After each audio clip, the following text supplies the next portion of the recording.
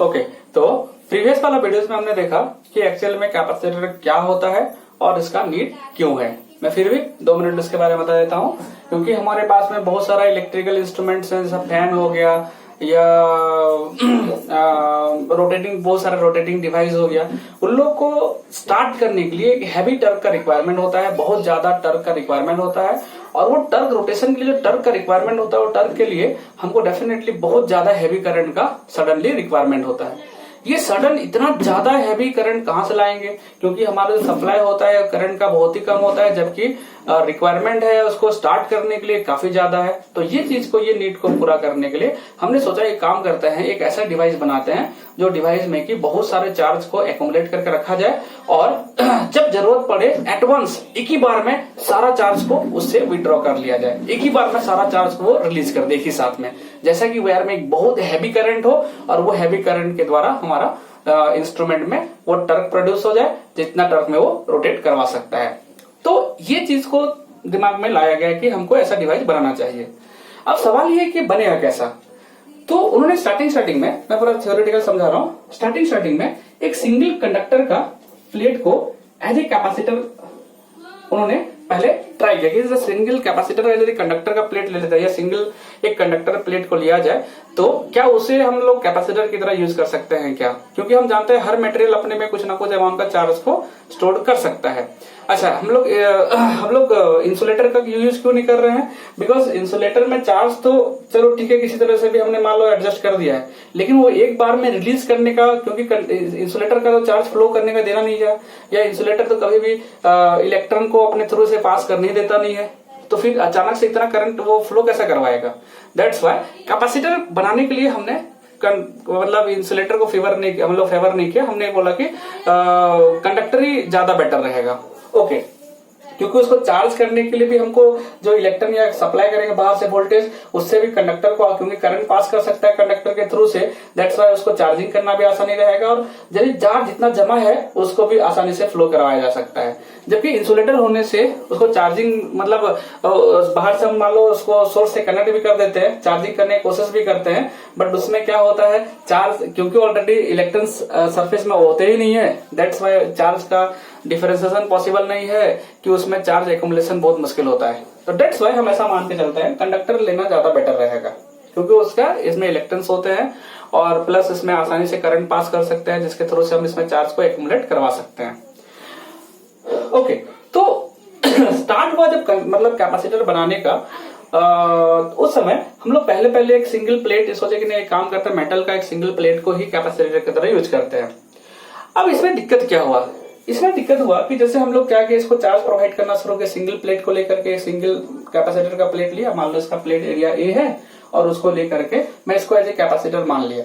अब इसमें मैंने चार्ज देना शुरू किया, जैसे चार्ज दूंगा चार्ज इक्वली स्प्रेड करेगा सब तरफ, मेटल का प्लेट ले रखा हूं तो सब तरह इक्वली स्प्रेड करेगा, ठीक बात है, लेकिन कुछ कम ही चार्ज लेके एकदम स्मॉल क्वांटिटी का चार्ज लेने के साथ में वो क्या करेगा, इस अपना सरफेस चार्ज डेंसिटी काफी बढ़ा देगा और आसपास में याद करो बताते इसके बारे में, आसपास में एक बहुत स्ट्रॉन्ग इलेक्ट्रिक फील्ड बना लेता है और वो स्ट्रॉन्ग इलेक्ट्रिक फील्ड का वैल्यू E इक्वल टू कितना सिग्मा बाय एप्सिलॉन नॉट जो होता है, इतना वैल्यू होता है। और ये strong electric field approximately 3 × 10⁶ volt पर मीटर के आसपास का हो जाता है। मतलब काफी कम चार्ज लेने के बाद भी ये कुछ इस तरह का रेस्पॉन्स दिखाना, मतलब काफी स्ट्रॉन्ग इलेक्ट्रिक फील्ड बना लेता है और उसके कारण से क्या होता है वो आसपास में लीकेज अब चार्ज स्टार्ट कर देता है। मतलब आसपास में रहने वाला डाइलेक्ट्रिक जिसको एयर बोलते हैं, मान लो एयर हमने डाइलेक्ट्रिक लिया है मान के चलो, तो उसको पोलराइज कर देगा, उसको आयनाइज कर देगा और finally leakage of charge start हो जाएगा। लीकेज ऑफ चार्ज के बारे में डिटेल बता रखा हूं। ओके, तो सिंगल प्लेट को लेने से हो क्या रहा है, सिंगल खाली हमने कंडक्टिंग प्लेट को ले रखा है तो बहुत ही कम अमाउंट का चार्ज देने से ही वो क्या कर रहा है, अपना बस हद कर दे रहा है, ज्यादा चार्ज और ले नहीं पा रहा है और फाइनली इतना स्ट्रॉन्ग इलेक्ट्रिकल बना ले रहा है उसके मदद से कि जैसा आसपास को एयर को आयनाइज कर दे और एयर को आयनाइज करने के बाद में फिर क्या होगा, एयर आयनाइज हो जाएगा तो डेफिनेटली पॉजिटिव चार्ज यदि बॉडी को किया गया है तो नेगेटिव आयंस आके इसके बाद चिपकना शुरू हो जाएगा, नेगेटिव पॉजिटिव कैंसिल होकर बॉडी में नेट पॉजिटिव चार्ज घटना शुरू हो जाएगा। मतलब हम लोग उसको चार्ज देना चाहते हैं, अब कुछ समय के बाद में क्या हो रहा है वो लीकेज स्टार्ट कर दे रहा है।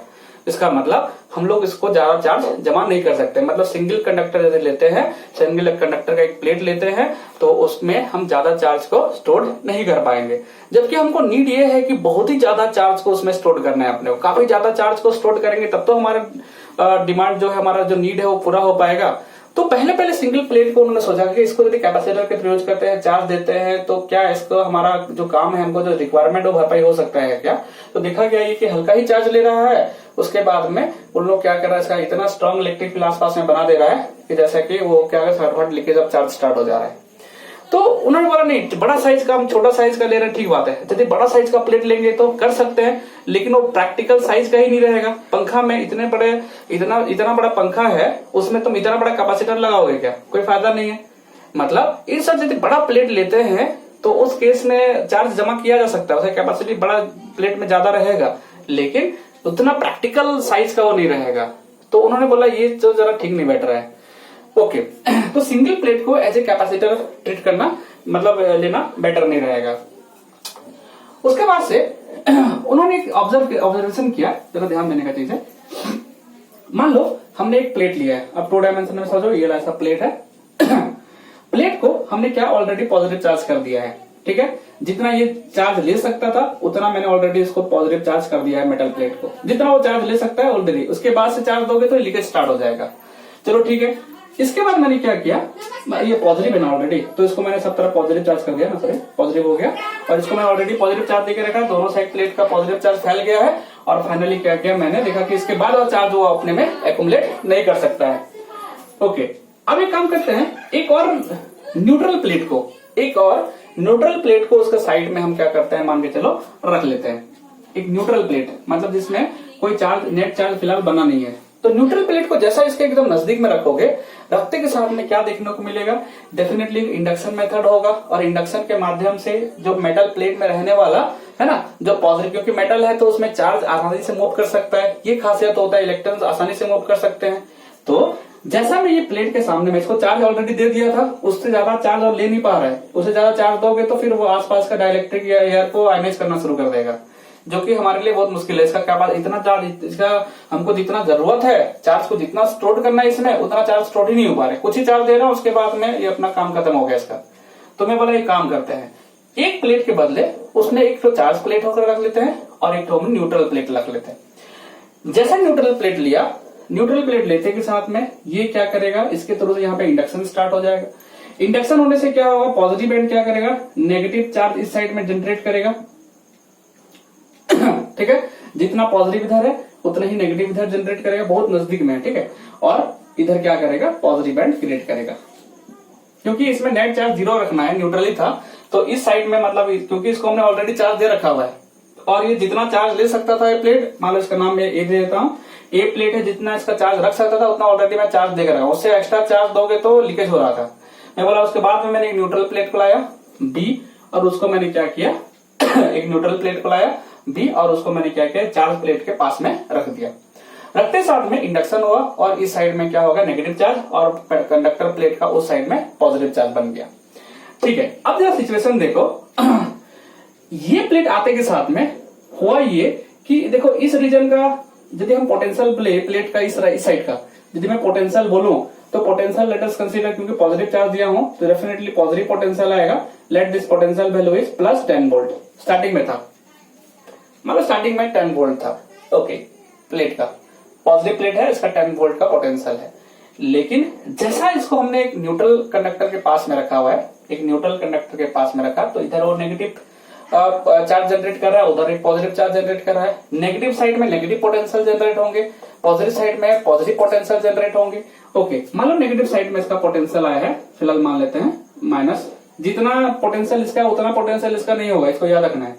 चार्ज कैपेसिटर का 2 प्लेट में चार्जेस हम प्राय रखते हैं कि इसमें जितना चार्ज हुआ है रिकवर करेगा उतना ही चार्ज यहाँ पे इंड्यूस्ड हुआ है, क्योंकि मेटल्स है।